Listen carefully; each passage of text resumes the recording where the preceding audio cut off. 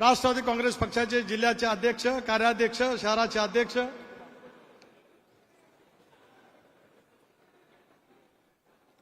प्रदेश पदाधिकारी, तालुक्याचे अध्यक्ष, चांद्यापासून बांद्यापर्यंत महाराष्ट्राच्या कानाकोपऱ्यातून या वर्धापन दिनाच्या सोहळ्याच्या निमित्ताने उपस्थित असलेल्या माझ्या तमाम राष्ट्रवादी काँग्रेस पक्षाच्या कार्यकर्ते, बंधू भगिनी आणि सहकारी मित्रांनो, सुरुवातीलाच राष्ट्रवादी काँग्रेस पक्षाचा प्रदेशाध्यक्ष म्हणून दादा प्रफुल्लभाई, आमचे सर्व खासदार, मंत्रिमंडळातील सर्व सहकारी यांच्याबरोबरतीच प्रचंड उत्साहाने, उत्स्फूर्तपणाने, एका नव्या ऊर्जेने आलेल्या माझ्या तमाम राष्ट्रवादी काँग्रेस पक्षाच्या सहकाऱ्यांचं, सहकारी भगिनींचं मी अंतःकरणापासून स्वागतही करतो आणि आभारी या ठिकाणी मानतो.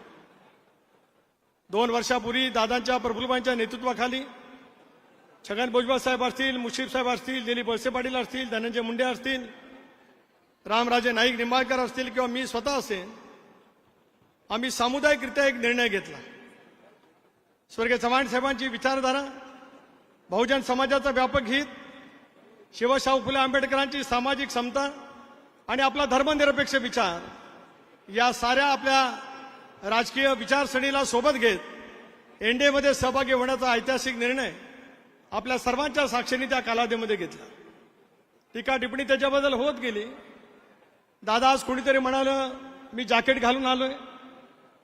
तुम्ही जॅकेटातले वाघ आहात. कोण म्हणत असेल मी जॅकेट पांघरलं म्हणजे वाघाचं कातडं पांघरलं म्हणजे कोण वाघ होत नाही. कोणतरी तुमच्याशी तुलना करण्याचा केविलवाणा प्रयत्न करत असतो. तुम्हाला कळेल, थोड्या वेळाने कळेल, हळूहळू कोणतरी सांगेल. लोकसभेच्या निवडणुकीमध्ये आपल्याला अपयश आलं. कार्यकर्ता उभा राहील की नाही, नेतृत्व पूर्णपणाने अपयशी ठरलंय. राज्यामध्ये सर्वात अपयशी नेतृत्व म्हणून अजितदादांची गणना करण्यामध्ये काही लोकांची मजल त्या कालावधीमध्ये सुद्धा मोठ्या प्रमाणावरती केली गेली. प्रचंड शब्दामध्ये टीका टिप्पणी करत ज्या चव्हाण साहेबांनी सुसंस्कृत महाराष्ट्र घडवला, त्याच विचारधारेमध्ये असलेले काही मंडळी त्या पद्धतीची टीका टिप्पणी करण्यामध्ये स्वतःला धन्य मागत होते.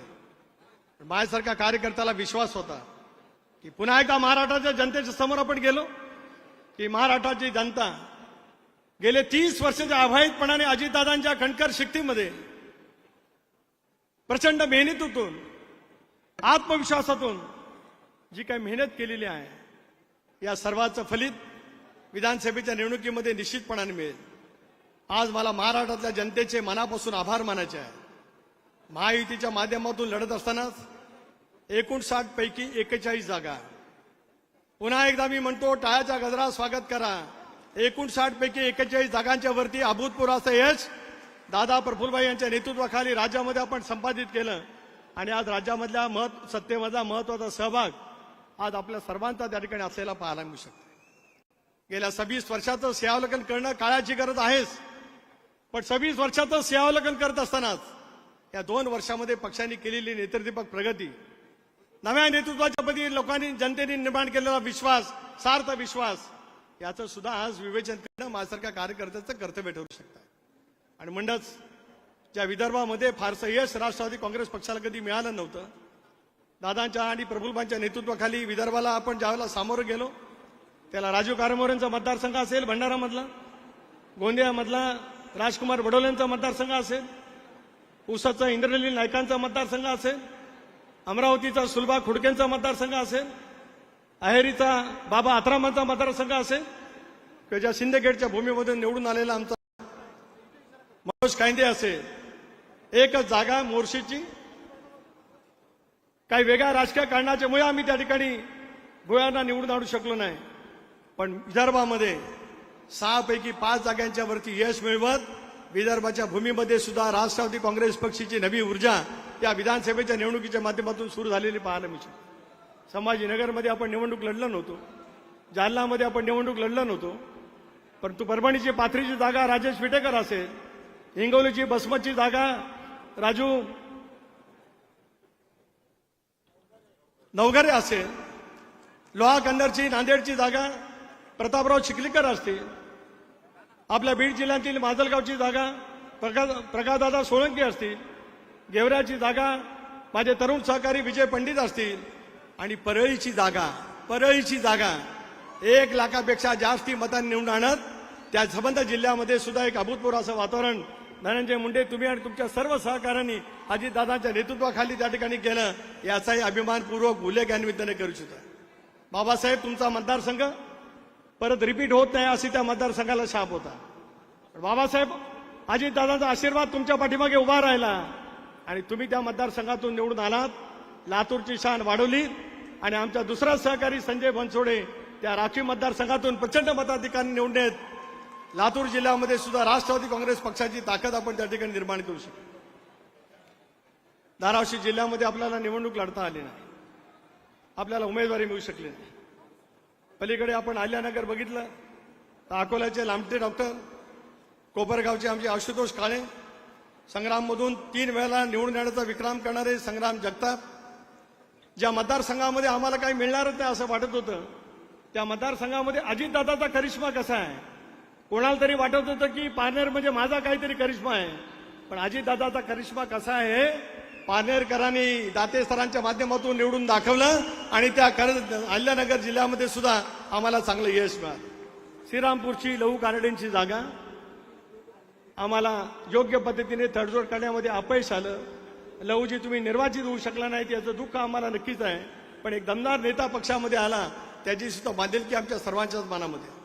सुनील शेळके महाराष्ट्रात निवडून आले, त्यांच्या विरुद्ध खूप खूप खूप काही करण्याचा प्रयत्न प्रचंड प्रमाणावरती झाला, पण हा माणूस इतका लई बेरका निघाला. 1 लाखापेक्षा जास्त मताधिक्य निवडून येत सर्वांचंच जे काही राजकीय दृष्ट्या करायचं होतं पानिपत ते करण्याच्या संदर्भात दादाच्या नेतृत्वाखाली सुनील शेळकेंनी यश मिळवलं. खेडला दिलीप मोहिते साहेब निवडून आले नाहीत, जुन्नरमध्ये आमचे अतुल बेनके निवडून आले नाहीत, पण जुन्नर अतुल यावेळेला महाराष्ट्र महोत्सवामध्ये तू केलेली ऐतिहासिक कामगिरी आमच्या सर्वांच्या स्मरणामध्ये नक्की राहील. दिलीपराव वळसे आंबेरमधून निवडून आले, आपल्या शिरूरमधून माऊली कटके निवडून आले. भोर म्हणजे कोणा एका प्रस्थापिताला दिलं होतं अशी भावना होती, पण शंकर मांडेकर सारख्या एका कार्यकर्त्याला अजितदादाने तिकीट दिलं आणि अजितदादाचा परिस्पर्श झाल्यावर काय होऊ शकतं हे शंकर मांडेकरच्या निवडीने या संबंध पुणे आणि पुण्याच्या परिसरामध्ये निश्चितपणे दाखवून दिलं. दत्ता मामा निवडून आलेच. लोकसभेमध्ये आम्ही पिछाडीवरती राहिलो होतो. बारामतीमध्ये वेगवेगळी भाकीतं देशभरामध्ये केली गेली होती. दादा आहे, कोणाला तरी दादाची रोज आठवण येते असं कोणतरी बोललं, मला माहित नाही काय येते कशासाठी येते, अलीकडे वारंवार काय येते. हो प्रफुल्लभाई, तुम्हाला पण माहिती असेल कोणाला दादाची आठवण येते ती. तो भाग सोडूया. नेहमीच्या नेतृत्वपक पद्धतीने संबंध महाराष्ट्र पादांकन करत जसं आतापर्यंत 91 सालापासून महाराष्ट्राच्या विधानसभेच्या सर्व जागांच्या वरती दादा प्रचार करत आले आणि शेवटच्या दिवशी प्रचाराला गेले त्याच पद्धतीने अर्ज भरणं आणि शेवटच्या दिवशी प्रचाराची सभा घेणं हा त्यांचा गेला अनेक वर्षाचा प्रघात त्यांनी करत बारामतीकरांनी 1.25 लाखाच्या फरकाने अजितदादांना पुन्हा महाराष्ट्रामध्ये निर्वाचित केलं. याचा अभिमान आम्हाला सर्वांना नक्की त्या ठिकाणी वाटतोय.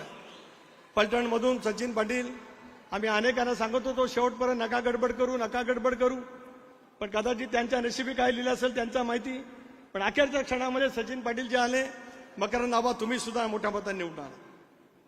सांगलीमध्ये आम्हाला वाटत होतं निशिकांत पाटील येतील, आमचे माजी खासदार संजय काका येतील, पण दुर्दैवाने आम्हाला यश मिळू शकलं नाही.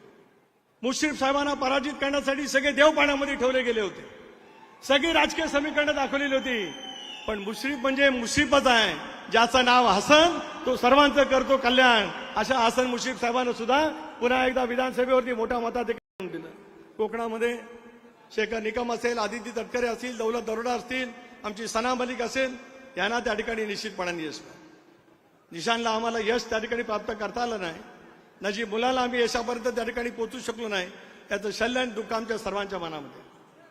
जळगाव जिल्ह्याने इतिहास केला. पुन्हा एकदा आमच्या अनिलला बाईतास पाटलांना मोठ्या प्रमाणात निवडून दिलं, पण नाशिक जिल्हा मी शेवटासाठी एवढ्यासाठी ठेवला, ज्या चव्हाण साहेबांचं नेतृत्व मानत तुम्ही आम्ही राजकारणामध्ये आज काम करतो आहोत.